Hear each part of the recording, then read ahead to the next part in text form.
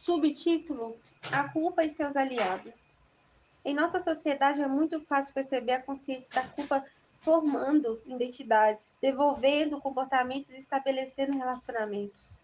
Desde a nossa tenra infância, pais severos ao nos repreender fomentam sensações de culpa. Você não tem vergonha de agir assim? Frases como essa faziam a infância de ficar reprimida, não simplesmente pela repreensão externa, mas pela culpa interna. Para pais, assim, as crianças tinham um verdadeiro pavor de mostrar uma nota ruim. Perceba, o medo tem a sua base de culpa. Outros pais não são tão rígidos assim. Se os filhos são barulhentos, eles ficam até orgulhosos, afirmam que eles estão mostrando a sua personalidade. Como Paul Tanner afirma. No entanto, ai dele se não mostrar muita personalidade, se não se comportar em qualquer área específica de maneira que os pais possam se orgulhar. A criança sente nos pais um medo inevitável do que os outros vão dizer.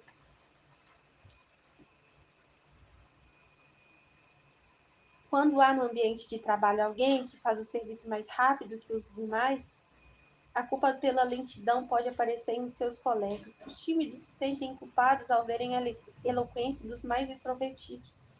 Os que mais trabalham na igreja lidam com a culpa de não se sentarem aos pés de Jesus.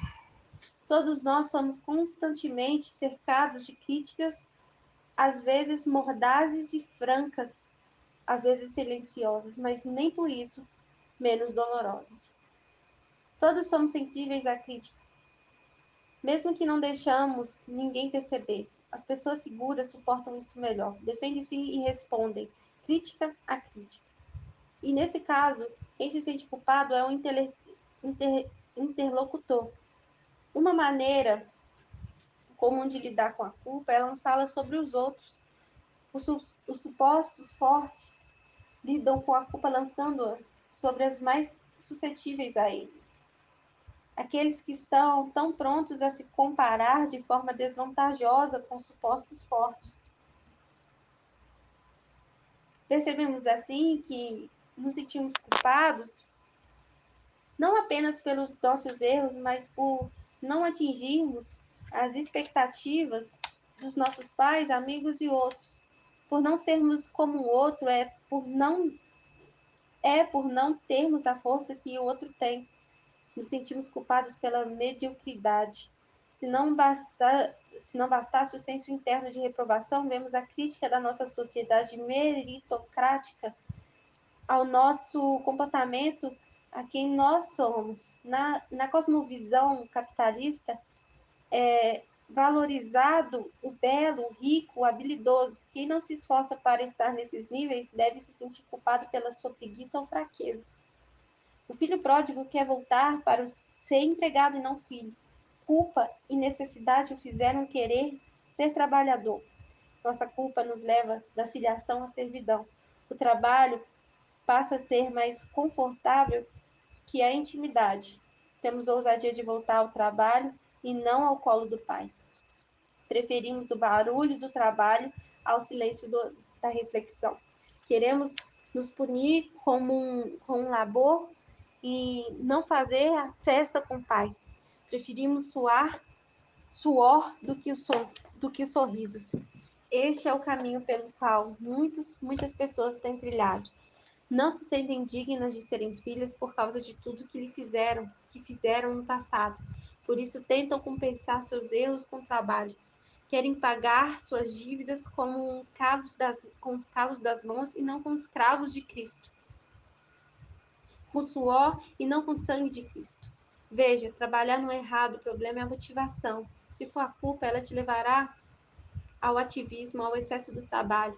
Imagina quanto tempo o filho pródigo teria que trabalhar para poder restituir ao pai tudo o que havia gasto. A herança era fruto do trabalho de toda a vida de seu pai.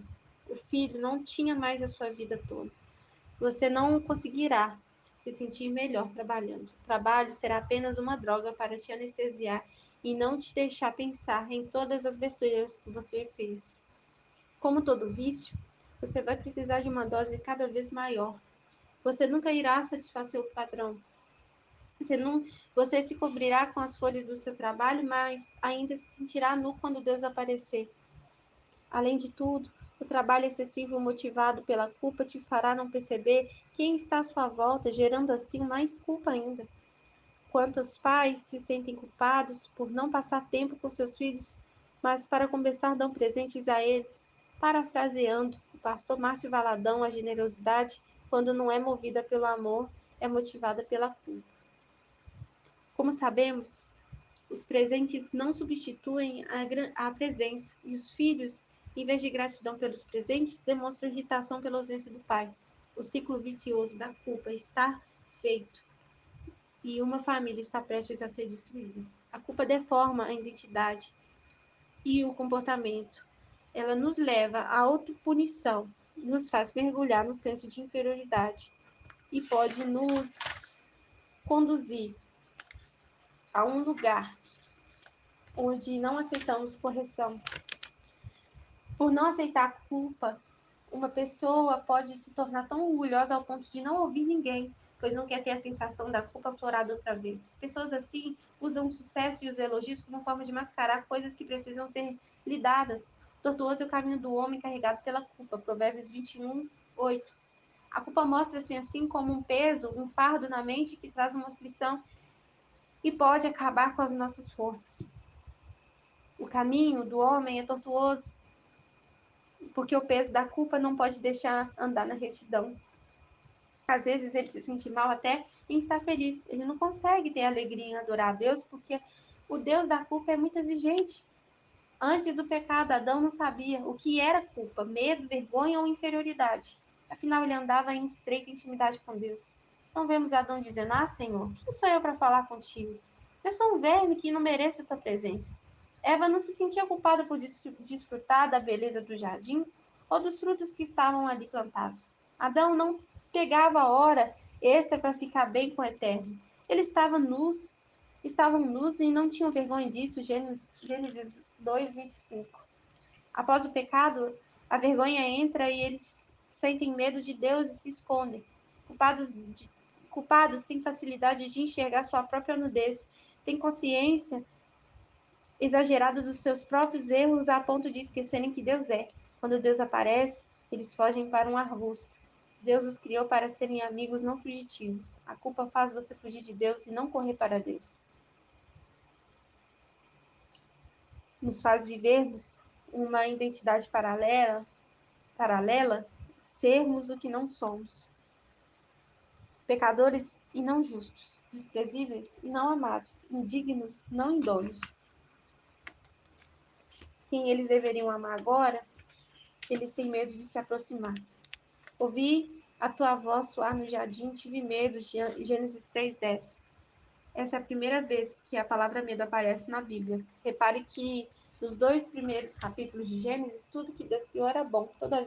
Todavia, o medo não fez parte dessa lista. O medo é uma consequência do pecado. Ele nos faz esconder por meio da punição. Ele faz com que não tenhamos fé para receber o perdão. O medo amplia as realidades, faz baratas parecerem jacarés, homens se tornarem gafanhotos diante dos gigantes. Faz o seu erro ser maior do que o perdão de Deus. O medo transforma verdades em mentiras. Na influência dele, você vai ver que desistir contra Deus está preparando um novo futuro para você. Quando pecamos e estamos cheios da culpa, temos medo de que Deus tenha o mesmo sentimento que temos ao nosso respeito. Medo nasce de projetarmos para Deus a auto-rejeição. Porque nos desprezamos, tememos que Deus faça o mesmo. Afinal, podemos até aprender a lidar com a auto-rejeição, mas como podemos lidar com a rejeição do ser mais poderoso do universo? Adão disse que teve medo, mas logo depois, quando confrontado, colocou a culpa na Eva. Não podemos colocar sobre os outros algo que não possuímos. A culpa que já estava afetando o relacionamento deles com Deus, agora afetava o relacionamento do casal. O sentimento que vem quando erramos e nos sentimos culpados pelo nosso erro deve nos levar à confissão de arrependimento. Mas quando as consequências do erro se tornam uma culpa não tratada, nos leva à vergonha, ao medo e à inferioridade. Ela se transformou em arma maligna para destruir. Existem pessoas que vivem debaixo de tanta culpa, a ponto de serem esmagadas pela vergonha, inferioridade, medo do próprio Deus. Vivem se sentindo um lixo, porque não são como outras pessoas. Não creem no perdão de Deus, têm vergonha de ir à igreja e orar porque estão conscientes de si mesmos e pensam que sua fraqueza é mais importante que a graça divina. Antes de pecar, como dissemos, Adão e Eva não tinham Adão e Eva não tinham nenhum sentimento de culpa, medo ou inferioridade. Pelo sangue de Jesus e sua justificação, eu e você voltamos ao jardim como se o pecado nunca tivesse existido. Se depois de justificado você errou, confesse o seu pecado a ele e ele te purificará de toda injustiça. O sangue de Jesus te limpa espiritualmente e também te liberta de toda culpa.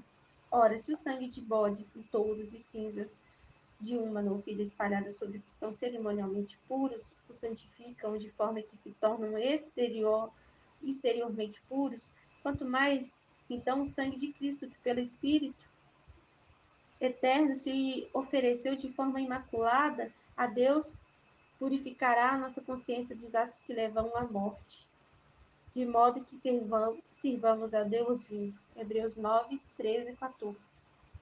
Portanto, agora, nenhuma condenação há para os que estão em Cristo Jesus, que não andam segundo a carne, mas segundo o Espírito. Romanos 8, 1. Quem entenderá as acusações contra os escolhidos de Deus? É Deus que justifica. Quem o condena? Pois é Cristo que morreu, ou antes que ressuscitou dentre os mortos, o qual está à direita de Deus e também intercede por nós. Romanos 8, 33 e 34. Deixe que o sangue de Cristo purifique sua consciência e te liberte de todo sentimento de culpa. Não se acuse quando o próprio Deus te perdoou. Não aceite mais nenhuma condenação porque agora você está em Cristo. Se tortuoso é o caminho do homem carregado da culpa, reto é o caminho do filho do homem influenciado pelo amor de Deus. Abraçar a condenação é condenar a viver no erro. Mergulhar no amor de Deus é vê-lo nos libertar dos pecados e reconstruir nossos relacionamentos e nos conduzir a agir por amor e não por culpa. Contudo, o melhor é saber que ninguém precisa se esconder no arbusto, quando ouve os passos no jardim, ou melhor, quando ouve o véu se rasgando. Realidades do pecador e do justo. Pecador, inimigos de Deus. Justo, amigos de Deus. Pecador, no império das trevas. Justo, no reino do Filho do seu amor. Pecador, escravo do pecado. Justo, liberto do pecado. Pecador, em direção ao inferno. O justo, em direção ao céu. Pecador, pecado é um estilo de vida. Justo, pecado é um acidente. Pecador, debaixo da ira de Deus. Justo, em paz com Deus. Pecador, condenado. Justo, sem nenhuma condenação. Pecador, governado pela culpa. Justo, governado pelo amor. Pecador, endividado. Justo, perdoado. Pecador, medo de Deus. Justo, ousadia na oração.